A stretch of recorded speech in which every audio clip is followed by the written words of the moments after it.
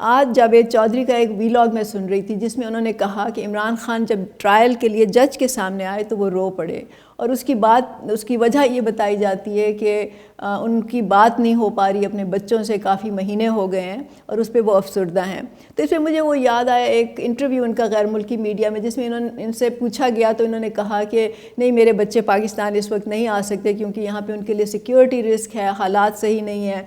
तो अब जब आज मैंने ये बात सुनी तो मुझे ज़रा अफसोस हुआ कि देखिए इमरान खान साहब ने दूसरों के बच्चों के साथ क्या किया। मतलब उन्होंने शह दी उनको कि वो पुलिस से टकराएं, रियासत पे हमला करें, पेट्रोल बम फेंकें। तो अब वो बच्चे पता नहीं कहाँ हैं, किसी को मालूम नहीं कितने हैं और उनके साथ क्या हो रहा है। और अगर ये ना भी हो तो उनकी ज़िंदगियाँ तो इन्होंने काफ़ी मतलब ख़राब कर दी।